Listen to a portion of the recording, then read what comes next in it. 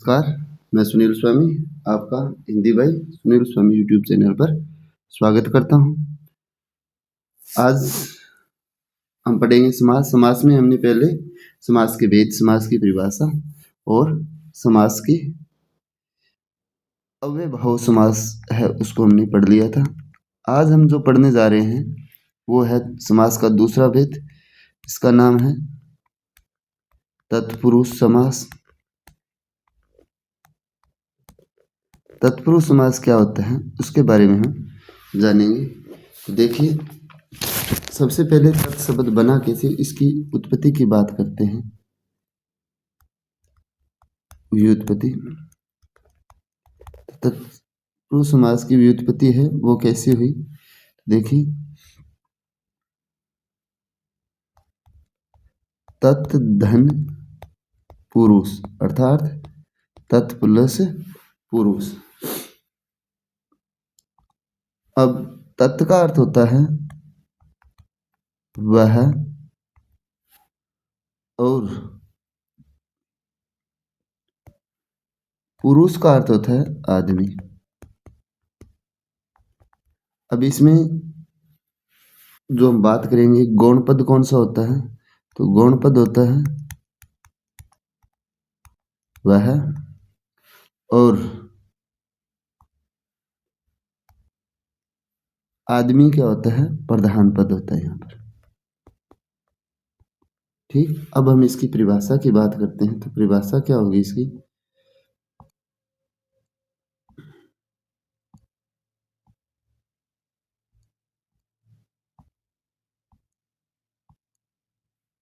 परिभाषा की बात कर रहे हैं हम।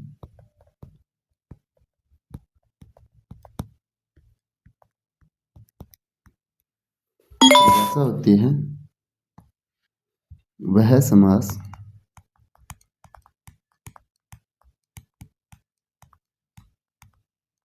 जिसका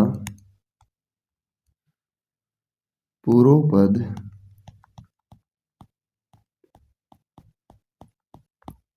गौण तथा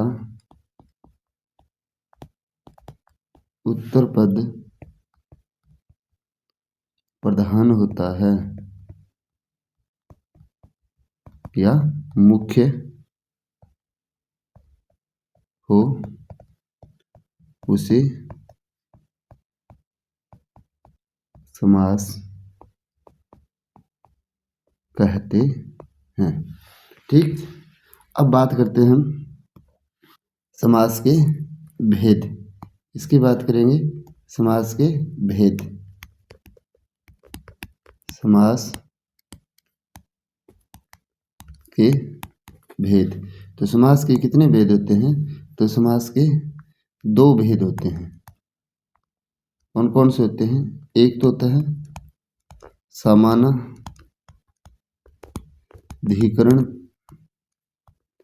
तत्पुरुष समास, और दूसरा कौन सा होता है वैधिकरण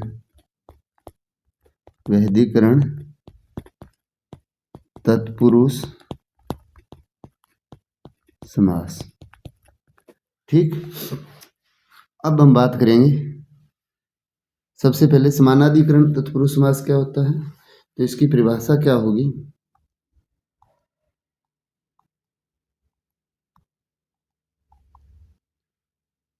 इसकी परिभाषा होगी जिसके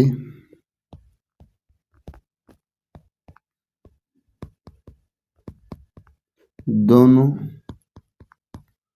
पदों के एक समान, दोनों पदों में एक समान, दोनों पदों में एक समान विभक्ति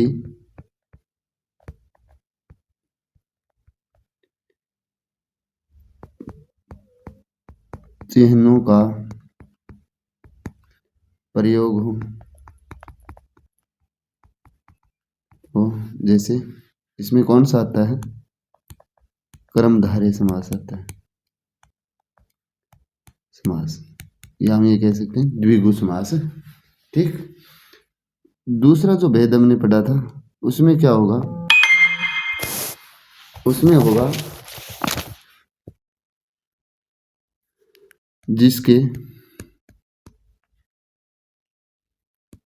जिसके पदों में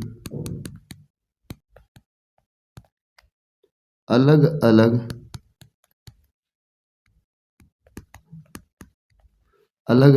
विभक्ति चिन्हों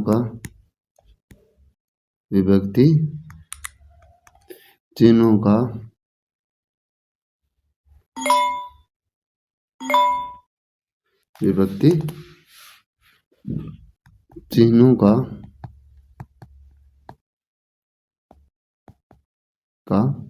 प्रयोग हो।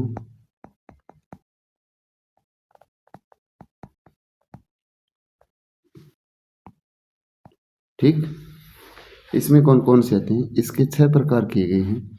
वो कौन कौन से हैं, देखिए, वो होते हैं, पहला जो होगा वो होगा कर्म,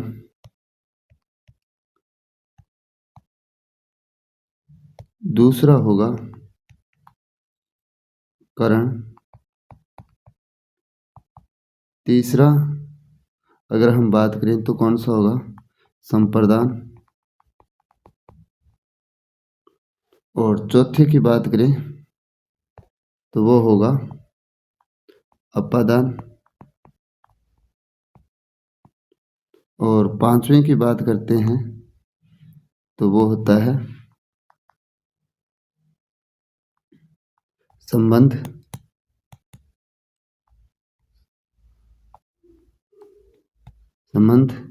और छठे की बात करते हैं तो वो होगा कौन सा, अधिकरण तत्पुरुष समास, अधिकरण तत्पुरुष समास। ये क्या होते हैं, वैदिकरण तत्पुरुष समास के भेद होते हैं और हम यही पढ़ते हैं। ठीक, अब आगे हम पढ़ेंगे इनका डेफिनेशन।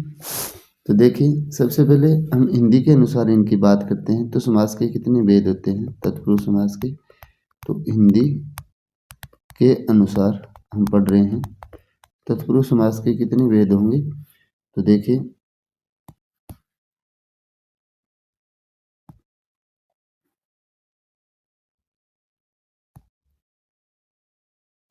वो होते हैं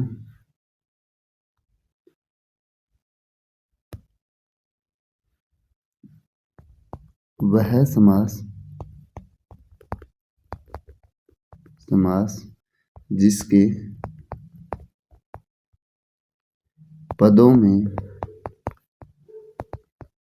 कर्ता एवं संबोधन कारकों को छोड़कर शेष अन्य कारक चिन्हों का लोप हो उसे, शेष अन्य कारक चिन्हों का लोप हो उसे तत्पुरुष समास कहते हैं। तत्पुरुष समास कहते हैं। इस समास का उत्तर पद प्रधान होता है,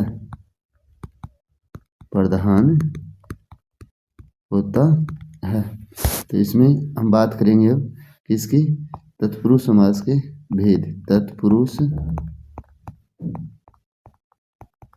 समास के भेद तो कौन कौन से होंगे, वो होंगे, देखिए, 1 नंबर कर्म तत्पुरुष समास,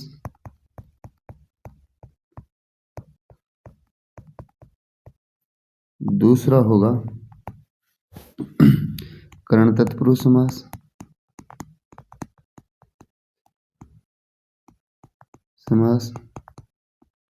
और तीसरा होगा करण संप्रदान तत्पुरुष समास।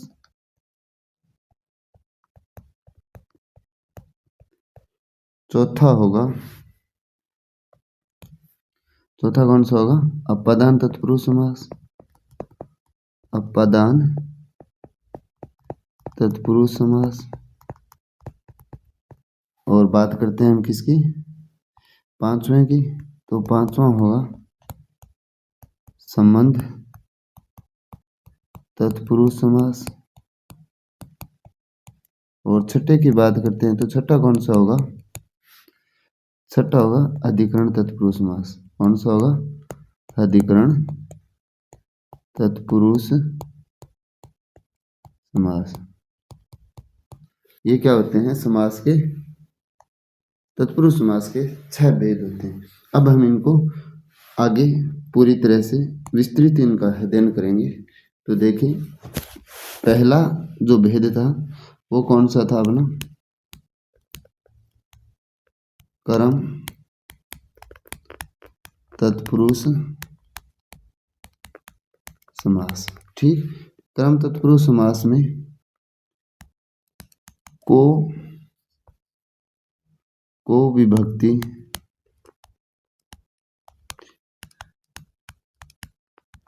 चिन्ह का लोप होता है। ठीक, अब हम बात करते हैं किसकी? इनके उदाहरण कौन कौन से होंगे? तो देखिए, सबसे पहले हम उदाहरण की बात करते हैं तो गगनचुंबी। इसका क्या होगा?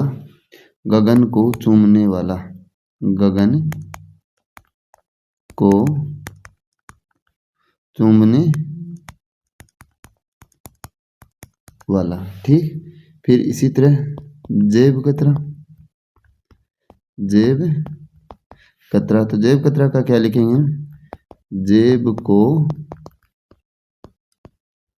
कतरने वाला। जेब को कतरने वाला। जेब को कतरने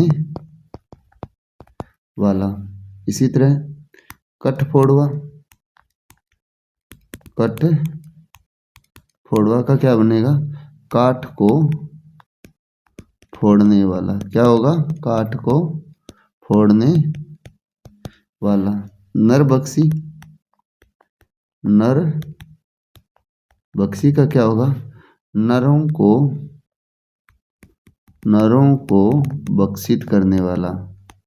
बक्सित करने वाला। यानी इसमें क्या हो रहा है? किस चीज की चिन्ह का लोप हो रहा है? को का हो रहा है। ठीक, किसका हो रहा है लोप? को का लोप हो रहा है। इसलिए यहाँ पर कौन सा तत्पुरुष समास होगा? तो कर्म तत्पुरुष समास होगा। आगे देखिए, मुंह तोड़।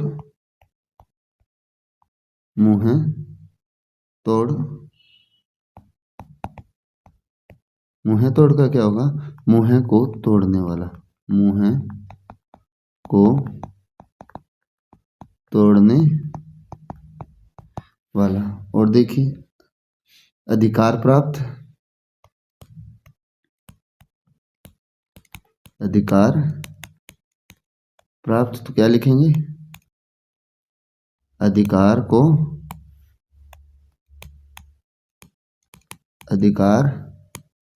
को प्राप्त। फिर देखिए, ग्रहगत का क्या हो? ग्रह को गत। ठीक, इसी तरह आगे देखिए, चिड़ी मार।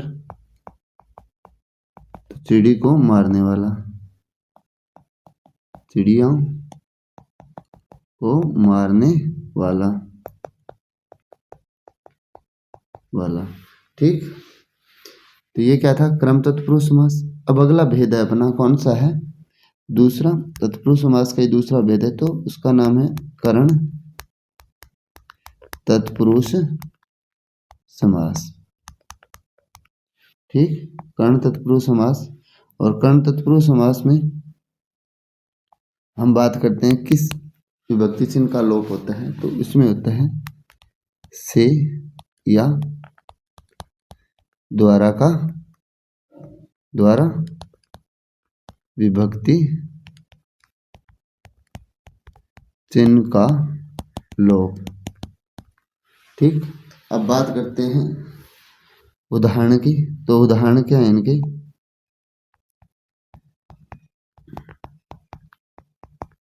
उदाहरण देखिए। अकाल पीड़ित, अकाल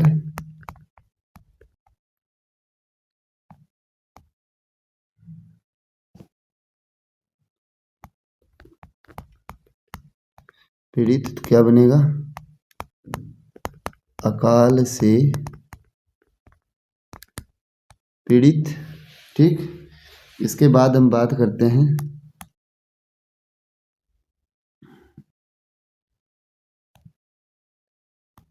आगे अश्रुपूर्ण,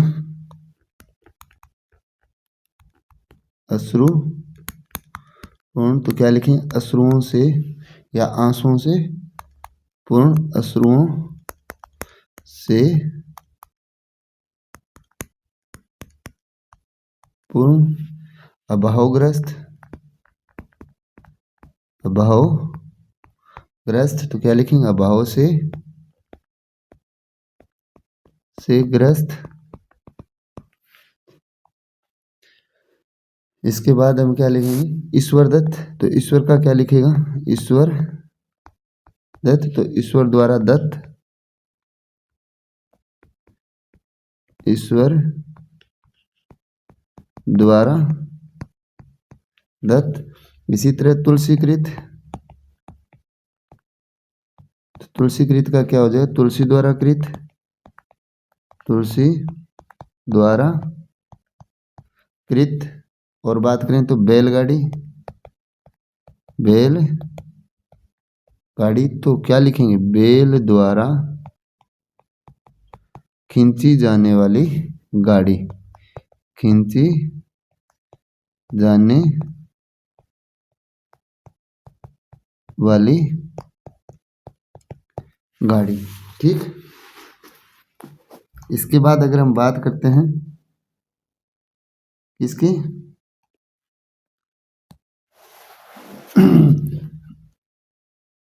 प्रेमातुर, प्रेमातुर यानी प्रेम से आतुर।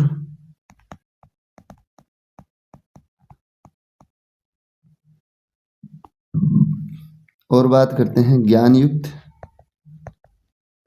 ज्ञान युक्त तो ज्ञान युक्त का क्या होगा, ज्ञान से युक्त, ज्ञान से युक्त। इसी तरह हस्तलिखित लिखते हैं, हस्त लिखित तो क्या लिखेंगे, हस्त से लिखित। ये क्या था, कर्ण तत्पुरुष। कर्ण तत्पुरुष में क्या होता है, से या द्वारा चिन्ह का क्या होता है, लोप होता है। ठीक, अब हम पढ़ते हैं आगे, अगला भेद पढ़ेंगे। अब हम अगला भेद होगा अपना तीसरा, कौन सा होगा, संप्रदान तत्पुरुष, संप्रदान तत्पुरुष समास। तो इसमें किसका लोप होता है, संप्रदान में के लिए का लोप होता है। किसका लोप होता है, के लिए का लोप होता है। ठीक, अब बात करते हैं इनके उदाहरणों की। उदाहरण क्या है, देखिए परीक्षा भवन, क्या लिखेंगे, परीक्षा के लिए भवन, परीक्षा के लिए भवन। और बात करते हैं तो पशुशाला, पशुशाला का क्या होगा, पशुओं के लिए शाला,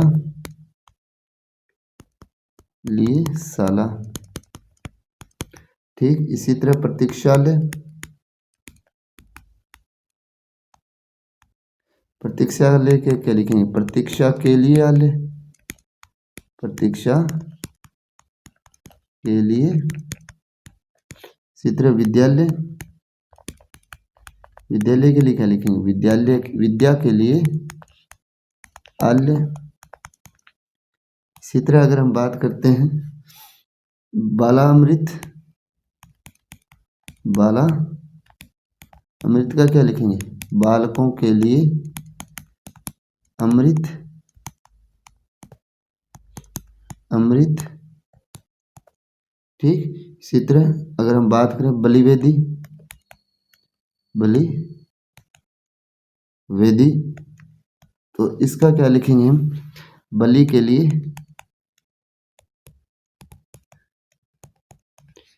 वेदी। हवन कुंड, हवन कुंड, हवन कुंड का क्या लिखेंगे, हवन के लिए कुंड। फिर आगे देखते हैं हम हथकड़ी, हथकड़ी का क्या लिखेंगे, हाथ के लिए कड़ी। फिर देखिए रण निमंत्रण, रण निमंत्रण का क्या लिखेंगे, रण के लिए निमंत्रण।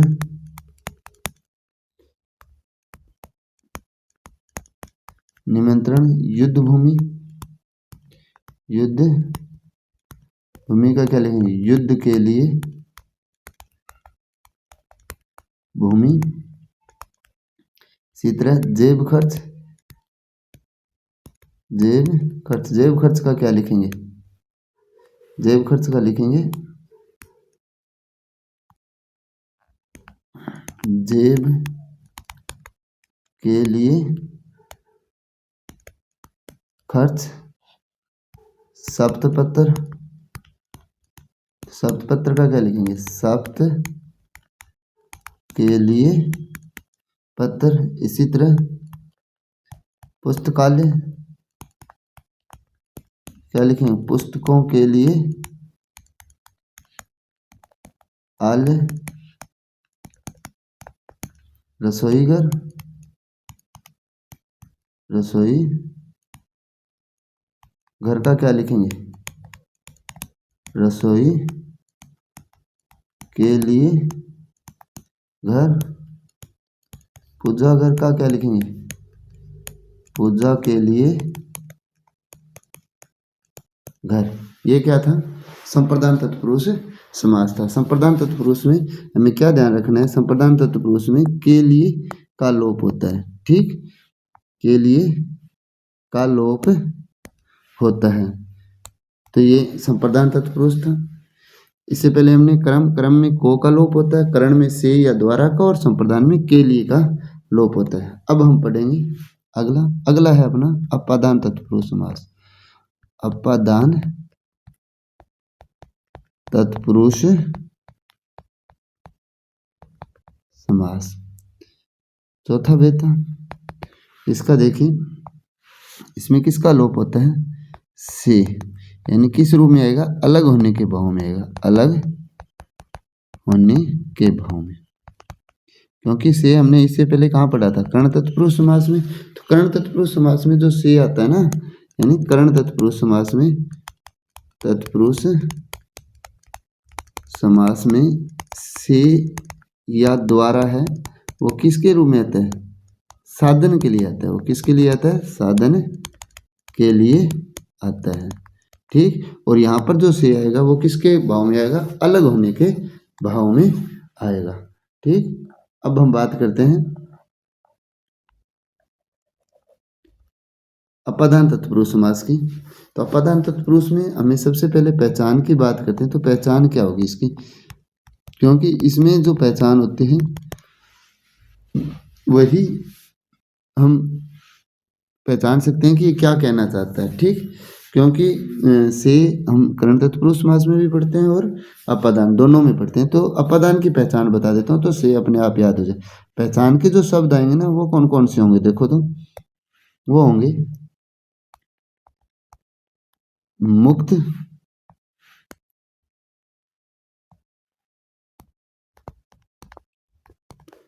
मुक्त, विहीन,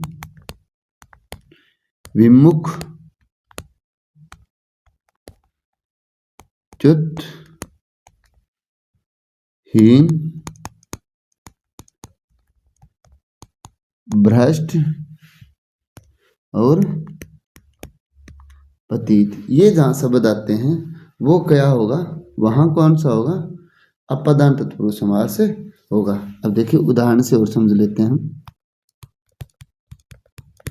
इनके उदाहरण है वो देख लेते हैं। तो वो कौन कौन से उदाहरण हैं, जैसे अपराध मुक्त, अपराध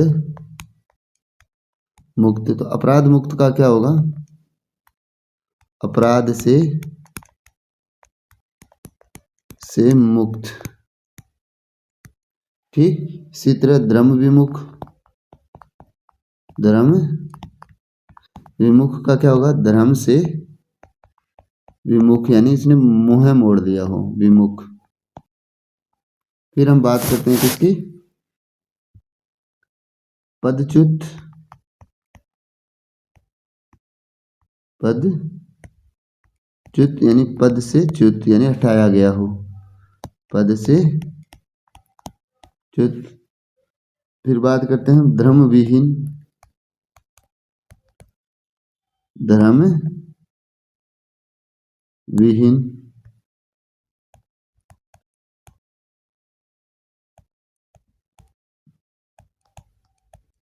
विहीन, धर्म से विहीन। और उदाहरण की बात करते हैं तो अवसर वंचित, अवसर वंचित, अवसर से वंचित। ठीक, देश निकाला, क्या लिखेंगे, देश से निकाला, देश से निकाला। ठीक, इसी तरह ऋण मुक्त, ऋण मुक्त क्या लिखेंगे, ऋण से मुक्त। धनहीन, धन से हीन। पथभ्रष्ट क्या लिखेंगे, पथ से भ्रष्ट। इसी तरह आकाश पतित, आकाश पतित क्या लिखेंगे, आकाश से पतित यानी गिरा हुआ, आकाश से पतित अर्थात गिरा हुआ। ठीक, इसी तरह और बहुत सारे उदाहरण होते हैं जो हम किस में कर सकते हैं, इसमें अलग होने के भाव होगा वो किस में आएगा, अपदान तत्पुरुष समास में आएगा। अब अगला हम जो भेद पढ़ेंगे पांचवा, वो कौन सा होगा, संबंध तत्पुरुष समास होगा। कौन सा होगा, संबंध तत्पुरुष समास। संबंध तत्पुरुष समास में जो विभक्ति चिन्हों का लोप होता है वो कौन कौन से होते हैं, देखिए तो का, की, के, ये याद रख लो, काकी के। ठीक, विभक्ति चिन्हों का लोप होता है, विभक्ति चिन्हों का लोप होता है। ठीक, अब बात करते हैं हम इनके उदाहरण। तो उदाहरण कौन कौन से हैं वो भी हम देख लेते हैं। उदाहरण होंगे इनके कन्यादान, कन्यादान तो क्या लिखें, कन्या का दान। ठीक, इसी तरह आत्मज्ञान, आत्म ज्ञान क्या लिखें, आत्मा का ज्ञान या आत्म का ज्ञान, दोनों से ही। आत्मा का ज्ञान या आत्म का ज्ञान। फिर लिखेंगे चंद्रोदय, चंद्र का उदय, किसका उदय, चंद्र का उदय। राजमाता, राजमाता तो क्या लिखेंगे, राजा की माता। इसी तरह आज्ञा अनुसार, आज्ञा अनुसार तो क्या लिखेंगे, आज्ञा के अनुसार, आज्ञा के अनुसार। इसी तरह जलधारा, क्या लिखेंगे, जल की धारा। और उदाहरण देखते हैं, क्षमादान, इसका क्या लिखेंगे, क्षमा का दान। इसी तरह और उदाहरण देखते हैं तो अछूतोद्वार, अछूतोद्वार क्या लिखेंगे, अछूतों का उद्धार, अछूत का या अछूतों का उद्धार, अछूतों का उद्धार। ठीक। इसी तरह कर्मयोग, कर्म योग तो कर्म का योग क्या लिखेंगे, कर्म का योग। इसी तरह और उदाहरण देखें तो गंगा जल तो क्या लिखेंगे, गंगा का जल। मतदान क्या लिखेंगे, मत का दान। इसी तरह मतदाता क्या लिखेंगे, मत का दाता। इसी तरह और उदाहरण देखते हैं तो ग्रामोत्थान, इसका क्या लिखेंगे, ग्राम का उत्थान। ये क्या हो गए, समन तत्पुरुष समास के उदाहरण, जिसमें किसका लोप होता है, इसमें होता है का, की और के चिन्ह का लोप होता है। अब बात करते हैं आगे। अगला है अपना छठा भेद तत्पुरुष समास का, वो है अधिकरण तत्पुरुष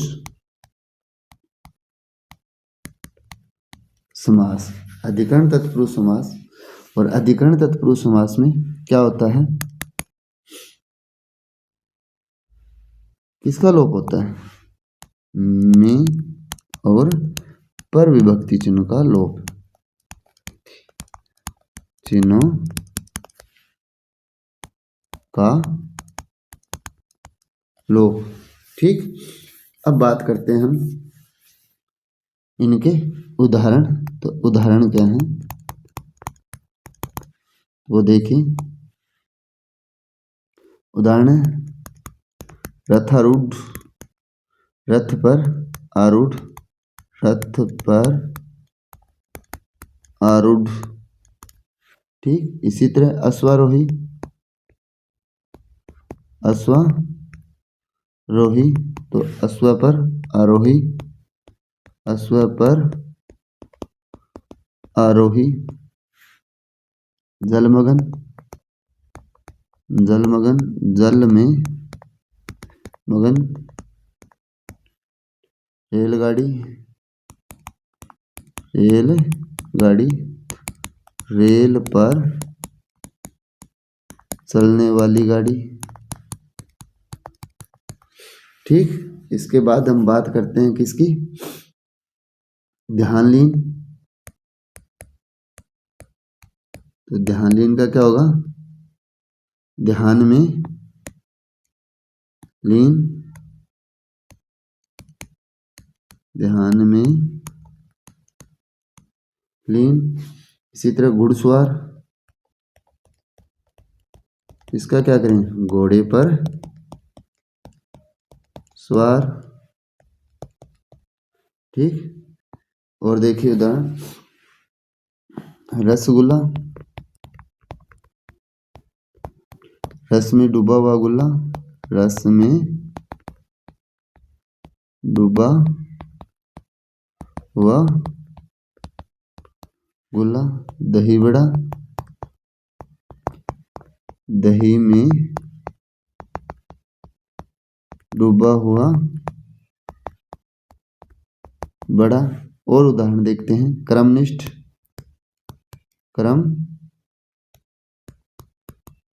निष्ठ तो कर्म में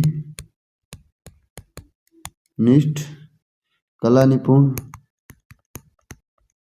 कला निपुण का क्या करें? कला में निपुण।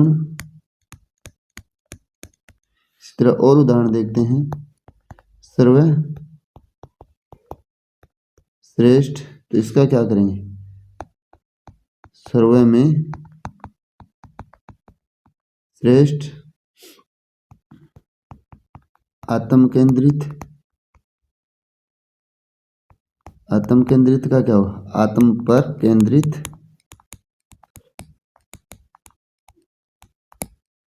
केंद्रित। ईश्वर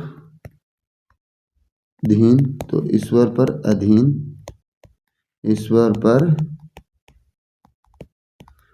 अधीन। और उदाहरण देखते हैं। तो जैसे आप बीती, आप बीती, आप पर बीती। ये क्या था? अधिकरण तत्पुरुष समास था। ठीक। अब देखिए, मैं आपको जो छौ के छौ भेद हैं उनके विभक्ति चिन्ह बताता हूँ। कर्म, करण, संप्रदान,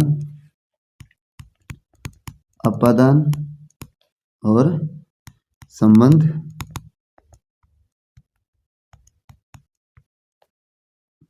और क्या आता है? अधिकरण तत्पुरुष समास। इनका आपको चिन्ह जो याद रखना है वो क्या होगा? देखिए, वो होगा कर्म का को, करण का से या द्वारा। ये किसके लिए आएगा? साधन के लिए आता है। ठीक। संप्रदान के लिए, अपादान से, लेकिन किस भाव में आएगा? अलग होने के भाव में आएगा, अलग होने के भाव में। ठीक। संबंध काकी के अधिकरण में पर। ये था तत्पुरुष समास के वैदिकरण के आधार पर जो हमने 6 भेद किए थे। हिंदी में सीधा यही पूछा जाता है कि हिंदी में तत्पुरुष समास के कितने भेद होते हैं? तो 6 होते हैं। क्रम, करण, संप्रदान, अपादान, संबंध और अधिकरण। और इनके चिन्ह हैं। क्रम को करण से या द्वारा, संप्रदान के लिए, अपादान से, संबंध काकी के और अधिकरण में पर। ठीक। अब बात करेंगे हम अगले भेद की। तो अगला जो भेद है समास का वो कौन सा है? द्विगु समास। कौन सा है? द्विगु समास है। इसकी बात हम कर रहे हैं। तो सबसे पहले हम इसकी परिभाषा पढ़ेंगे। क्या पढ़ेंगे? परिभाषा।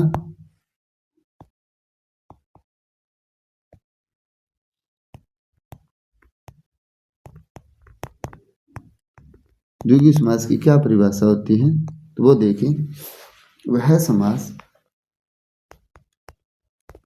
वह समास जिसका पूर्व पद अर्थात पहला पद कोई संख्यावाची शब्द, संख्यावाची शब्द तथा उत्तर पद कोई संज्ञा शब्द हो तथा संपूर्ण सामासिक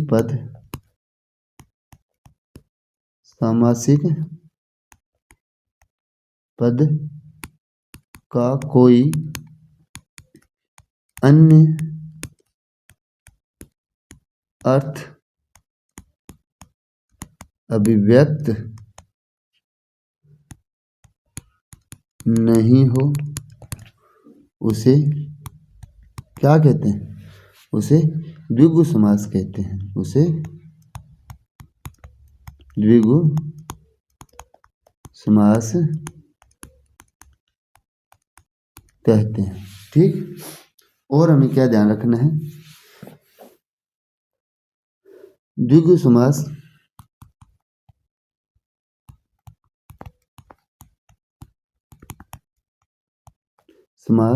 तत्पुरुष समास का ही एक भेद है। एक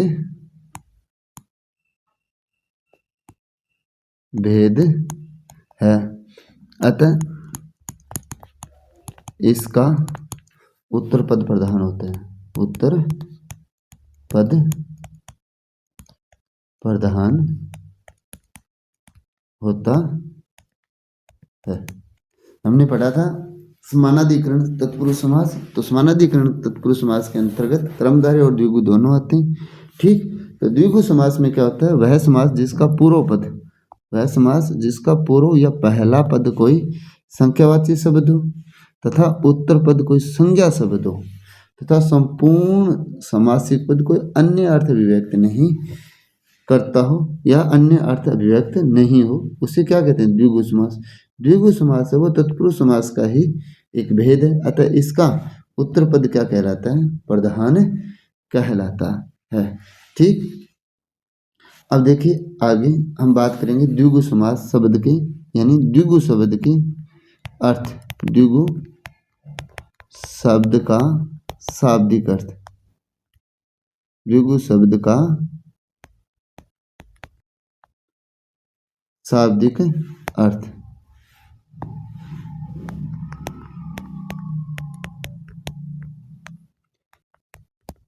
तो द्विगु शब्द का शाब्दिक अर्थ क्या होता है? तो देखिए, दो गायों का समूह है। ठीक, अतः द्विगु शब्द में द्विगु शब्द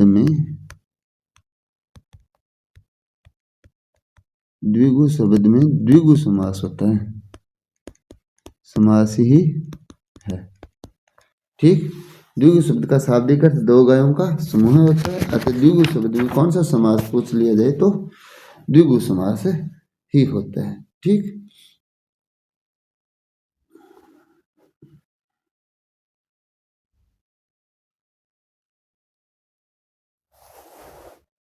अब बात करते हैं हम इनके उदाहरण।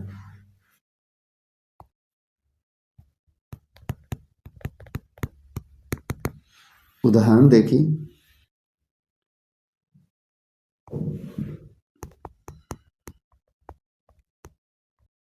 त्रिभुज शब्द आ गया तो क्या लिखेंगे? तीन भुजाओं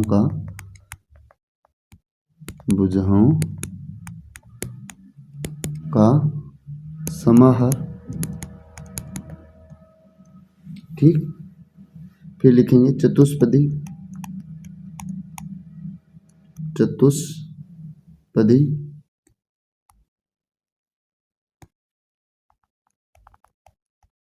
क्या लिखेंगे? चार पदों का समाहार। चार पदों का समाहार। फिर बात करते हैं अठन्नी। अठन्नी का होगा आठ अन्नों का समाहार। अन्नों का समूह है या समाहार। ठीक, इसके अलावा और देखते हैं चवन्नी। तो चवन्नी का क्या होगा? चार अन्नों का समाहार या समूह है। और उदाहरण देखते हैं चौराहा। क्या लिखेंगे? चार राहों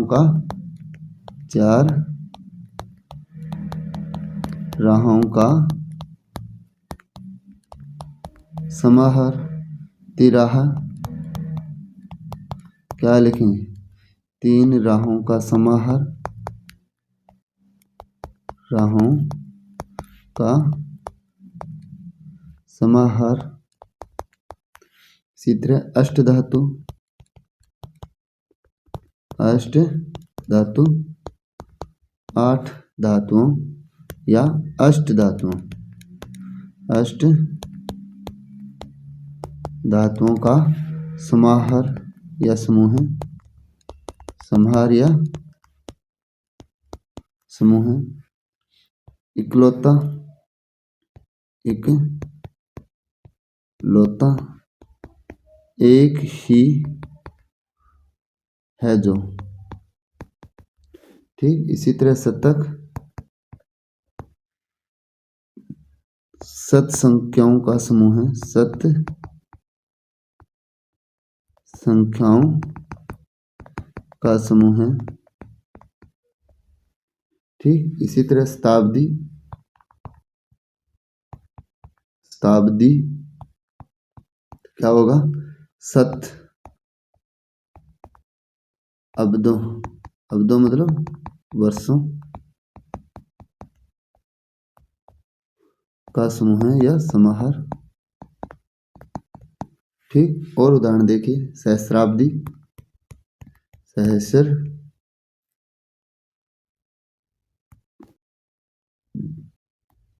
सहस्र अब्दी, सहस्राब्दी क्या लिखेंगे, सहस्राब्दी का सहस्र अब्दों का समूह है, सहस्र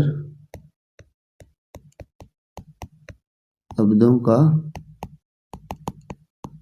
समूह है या समाहार। फिर लिखो सप्ताह, सप्ताह का क्या होगा, सप्त अहनो, सप्त अहनो यानी दिनों, सप्त अहनो अर्थात दिनों का समाहार, ठीक। इसी तरह नवरात्र, नवरात्र में क्या है, नवरात्रियों का समूह है। और उदाहरण देखिए, और उदाहरण क्या हो सकते हैं, जैसे नवग्रह, नवग्रह का क्या होगा, नव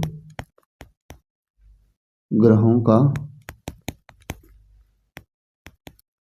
समूह है, ठीक। इसी तरह पंसेरी, पंसेरी का पांच शेरों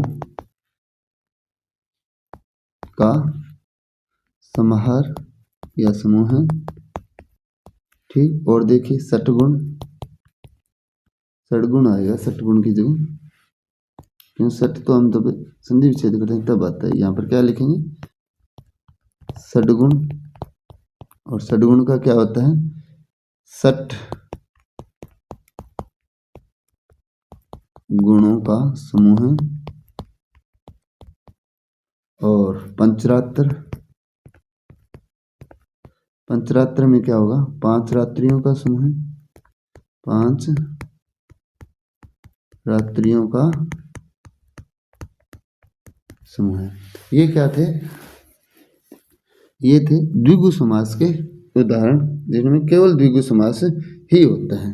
अब हम बात उनकी करेंगे जिनमें बहुब्री और द्विगु दोनों समास होते हैं, तो उनके हम विकल्प के आधार पर उनका उत्तर देंगे। तो देखिए वे कौन कौन से हैं, तो वे होंगे, यानी मैं लिख देता हूं कि निम्नलिखित लिखित समासिक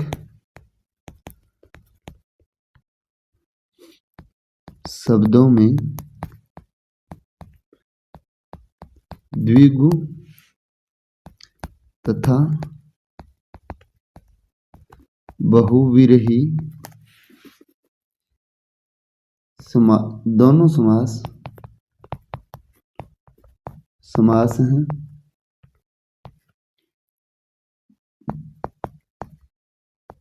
यदि विकल्प में दोनों हो तो इनमें क्या मानना है आपको? बहुव्रीहि समास मानना है, समास मानना जाएगा।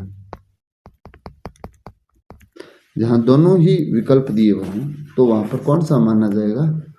बहुव्रीहि समास माना जाता है। तो वो देखिए कौन कौन से उदाहरण हैं। वो हैं अष्टाध्यायी। वैसे तो इसका क्या बनता है? 8 अध्यायों का समूह बनता है, लेकिन ये क्या है? अष्टाध्यायी। अष्टाध्यायी ये पाणिनि की रचना है। पाणिनि की रचना के रूप में रूढ़ हो गई है, इसलिए इसमें कौन सा होगा? बहुव्रीहि समास होगा। इसी तरह तिरंगा। तिरंगा क्या है? भारतीय ध्वज है, इसलिए इसमें भी कौन सा होगा? बहुव्रीहि समास। वैसे तो 3 रंगों का समूह है बोला जाएगा, लेकिन इसमें समास कौन सा होगा? अगर दोनों आ रहे हैं तो बहुव्रीहि समास होगा। ठीक। इसी तरह नवरात्र। अब नवरात्र है वो नवरात्रियों का समय मैंने करवाया भी था आपको अभी, लेकिन इसमें क्या होगा? वे नवरात्रियां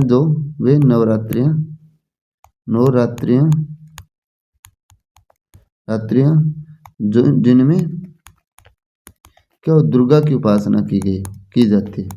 दुर्गा की उपासना की जाती है। ठीक, की होती है, इसलिए कौन सा समास होगा इसमें? बहुव्रीहि समास। अगर यहाँ पर द्विगु आ रहा है तो द्विगु ही होगा। ठीक। फिर है पंचांग। पंचांग किसे कहे गए हैं? कैलेंडर को कहा जाता है। ठीक, कैलेंडर। फिर आता है चौपाया। चौपाया क्या होता है? पशु के लिए रूढ़ हो गया है। ठीक। इसी तरह चारपाई। चारपाई खटवा या खाट के लिए क्या हो गया है?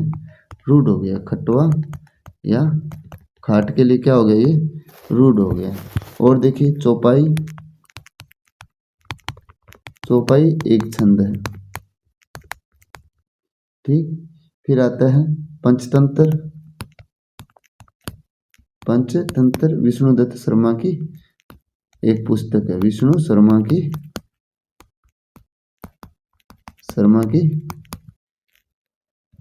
कहानियां कह दो या बुक कह दो, एक ही बात है, कहानियां। ठीक। इसके बाद त्रिफला। त्रिफला में आंवला, हरड़ और बहेड़ा, इनके लिए त्रिफला है, ये रूढ़ हो चुका है। इसी तरह त्रिमूर्ति। अब त्रिमूर्ति में तो किसी की भी आ सकती है, फिल्म भी है, लेकिन यहाँ पर त्रिमूर्ति वो किसके लिए प्रसिद्ध हुआ है? तो ब्रह्मा, विष्णु और महेश के लिए। ठीक। इसी तरह पंचगव्य। तो पंचगव्य है वो पंचामृत के लिए भी बोला जाता है, जिसमें दूध, दही, घी, गोबर और गौमूत्र, यानी गाय के हैं। इसी तरह पंचामृत किसे कहा जाता है? पंचामृत वो किस में आएगा? इसमें आते हैं दूध, दही, घी, मीठा और शहद। इसी तरह पंजाब भारत का एक राज्य है, लेकिन पहले पंजाब किसके लिए कहा जाता था? 5 नदियों का जो समूह होता था उसे कहा जाता है पंजाब। अब क्या है? ये भारत का राज्य है। ठीक, इसके लिए रूढ़ हो गया है। और उदाहरण देखते हैं हम। त्रिगुण। त्रिगुण में क्या होते हैं? सत्य, रज और तम, ये गुण माने गए हैं। ठीक। इसी तरह त्रिताप, ये इनके लिए रूढ़ हो गया, इसलिए इसमें कौन सा समास होगा? बहुव्रीहि होगा। दैहिक, दैविक और भौतिक। फिर आता है चतुर्वर्ण।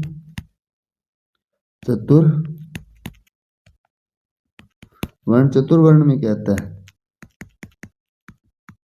ब्राह्मण, क्षत्रिय और भौतिक। फिर आता है चतुर्वर्ग। क्या आता है?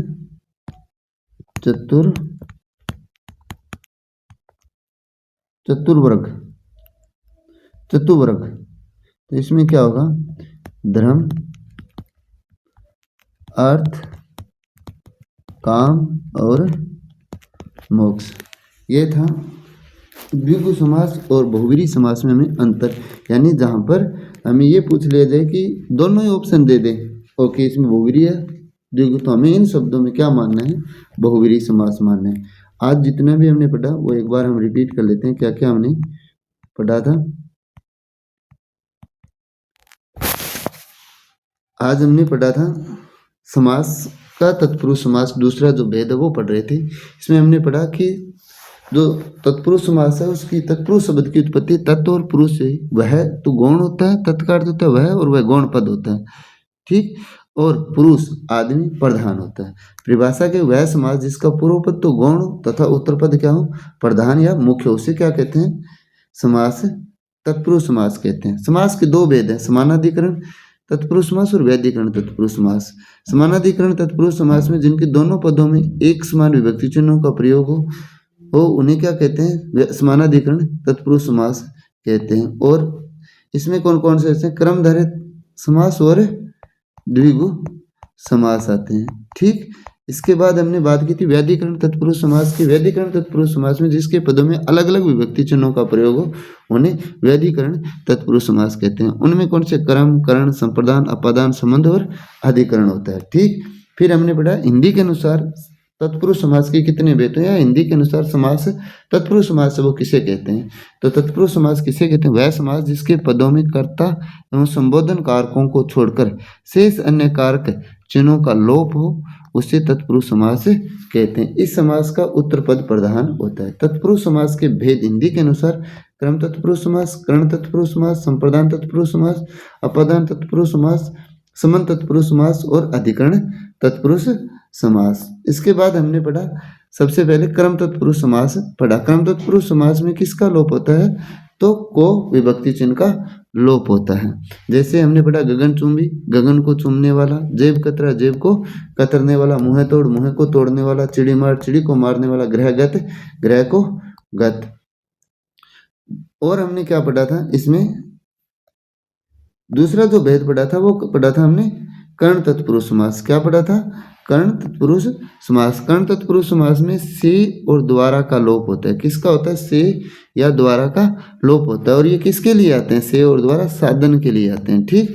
तो हमने पढ़ा अकाल पीड़ित, तो अकाल से पीड़ित, अश्रुपूर्ण, अश्रुपूर्ण, अश्रुओं से पूर्ण, ईश्वर दत्त, ईश्वर द्वारा दत्त, तुलसीकृत, तुलसी द्वारा कृत, बैलगाड़ी, बैल द्वारा खींची जाने वाली गाड़ी, ठीक। इसके बाद हमने पढ़ा संप्रदान तत्पुरुष समास। संप्रदान तत्पुरुष में किसका लोप होता है? संप्रदान तत्पुरुष में के लिए का लोप होता है। जैसे परीक्षा भवन, तो परीक्षा के लिए भवन, पशुशाला, पशुओं के लिए शाला, प्रतीक्षालय, प्रतीक्षा के लिए आलय, विद्यालय, विद्या के लिए आलय, विद्या के लिए आलय, ठीक। बालामृत, बालकों के लिए अमृत, बलि वेदी, बलि के लिए वेदी, हवन कुंड, हवन के लिए कुंड, ठीक। पूजा घर, पूजा के लिए घर, रसोई घर, रसोई के लिए घर, पुस्तकालय, पुस्तकों के लिए आलय, सप्तपत्र, सप्त के लिए पत्र।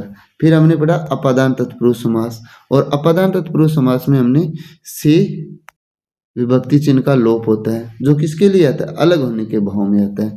इसमें हमने पहचान भी पढ़ी, जिसमें मुक्त शब्द दिया हो, विहीन दिया हो, विमुख दिया हो, च्युत शब्द दिया हो, हीन शब्द दिया हो, भ्रष्ट शब्द दिया हो या पतित शब्द दिया हो, वहाँ कौन सा समास होता है? तत्पुरुष, अपादान तत्पुरुष समास होता है। जैसे अपराध मुक्त, तो क्या लिखा गया? अपराध से मुक्त, धर्म विमुख, धर्म से विमुख, पदच्युत, पद से च्युत, धर्म विहीन, धर्म से विहीन, ऋण मुक्त, ऋण से मुक्त, धनहीन, धन से हीन, आकाश पतित, आकाश से पतित। फिर हमने पढ़ा पांचवा भेद संबंध तत्पुरुष समास। संबंध तत्पुरुष समास में किस विभक्ति चिन्ह का लोप होता है? तो का, की, के का लोप होता है। जैसे कन्यादान, कन्या का दान, आत्मज्ञान, आत्म का ज्ञान, चंद्रोदय, चंद्र का उदय, राजमाता, राजा की माता, आज्ञा अनुसार, आज्ञा के अनुसार, जल धारा, जल की धारा, कर्म योग, कर्म का योग, मतदान, मत का दान, मतदाता, मत का दाता, ग्रामोत्थान, ग्राम का उत्थान। फिर हमने पढ़ा अधिकरण तत्पुरुष समास, जिसमें में पर का लोप होता है। किसका लोप होता है? में पर का। जैसे रथारूढ़, रथ पर आरूढ़, अश्वारोही, अश्व पर आरोही, जलमगन, जल में मगन, रेलगाड़ी, रेल पर चलने वाली गाड़ी, ध्यानलीन, ध्यान में लीन, घुड़सवार, घोड़े पर स्वार, कर्मनिष्ठ, क्रम में निष्ठ, कला निपुण, कला में निपुण, सर्वश्रेष्ठ, सर्व में श्रेष्ठ, आत्म केंद्रित, आत्म पर केंद्रित, ईश्वर अधीन, ईश्वर पर अधीन, आप बीती, आप पर बीती। फिर हमने इन्हीं सभी यानी तत्पुरुष समास के जो 6 भेद थे, इनके एक साथ हमने क्या पढ़े? विभक्ति चिन्ह पढ़े। तत्पुरुष समास के भेद हैं जिनके विभक्ति चिन्ह हैं, हमने एक साथ पढ़े। तो कर्म का, कर्म को करण से या द्वारा साधन के लिए आता है, संप्रदान के लिए, अपादान से अलग होने के भाव में, समझ काकी के अधिकरण में पर। ठीक, इसके बाद हमने पढ़ा द्विगु समास। द्विगु समास में हमने क्या पढ़ा? द्विगु समास में हमने पढ़ा वह समास जिसका पूर्व पद या पहला पद कोई क्या हो? संख्यावाची हो, तथा उत्तर पद कोई संख्या शब्द हो, संज्ञा शब्द हो, संपूर्ण सामासिक पद कोई अन्य अर्थ व्यक्त नहीं हो, तो उसे क्या कहते हैं? द्विगु समास। द्विगु समास किसका भेद माना गया? तत्पुरुष समास का ही एक भेद है, अतः इसका उत्तर पद क्या है? प्रधान होता है।